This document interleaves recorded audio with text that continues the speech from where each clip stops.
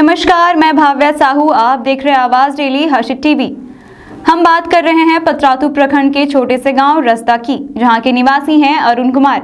वैसे तो रसदा एक छोटा सा गांव है, लेकिन यहां के रहने वाले अरुण कुमार के सपने बहुत बड़े हैं। अपनी लेखनी से उन्होंने अपने क्षेत्र में काफी शोहरत हासिल की है, लेकिन उनकी सोच इससे कहीं ज्यादा है।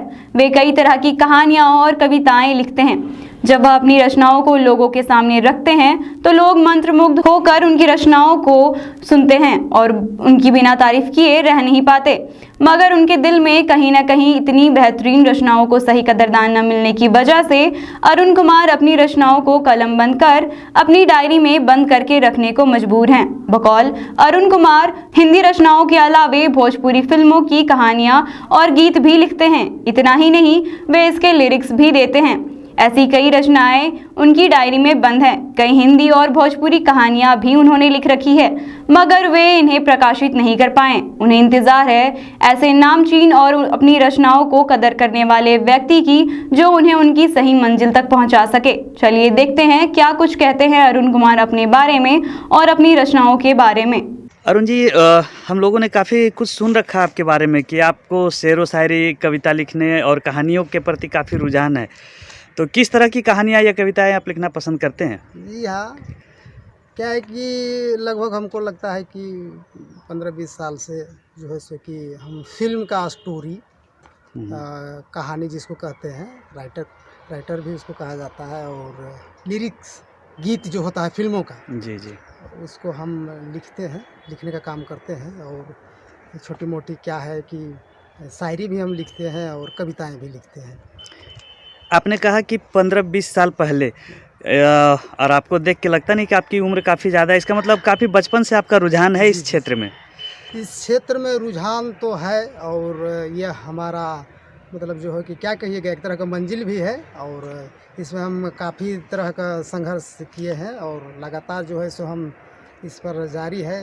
किताबें पढ़ना और ज़्यादातर बुकें पढ़ना और उसको ग्रहण करना। जैसे इंस्पिरेशन कौन थे, कहाँ से आपको इसकी प्रेरणा मिली? ऐसा है कि क्षेत्र चुनने का सवाल है, तो इसमें हमको रुचि ज़्यादा है। और मेरा मानना है यह कि कागज़ कलम से लिख के, और इसको काफ़ी मैंने, जैसे एक मान के उदाहरण चलिए कि फिल्म एक आईना है, उसमें एक स्टोरी राइटर जो है सो अपना कहानियाँ को लिख देता है।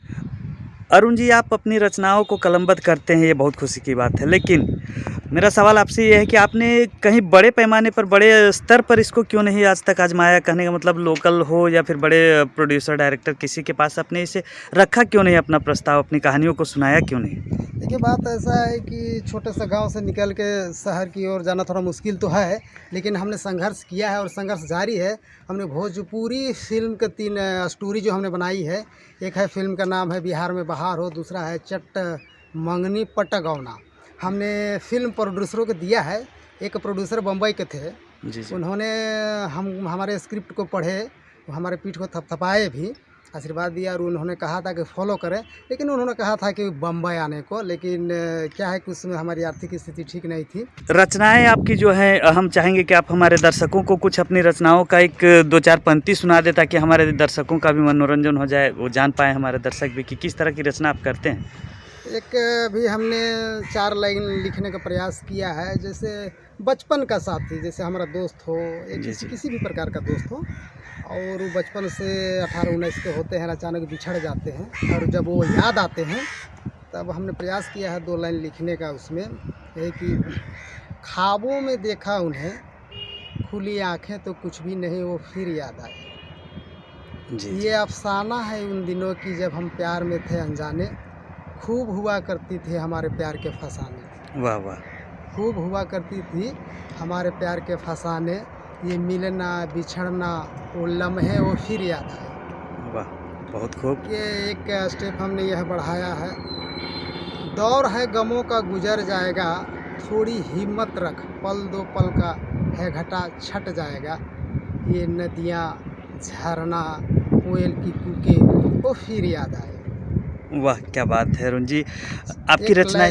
और है इसमें, जिंदगी आज है कल नहीं दोस्तों, रोजी रोटी एक जरिया है, मंजिल नहीं दोस्तों।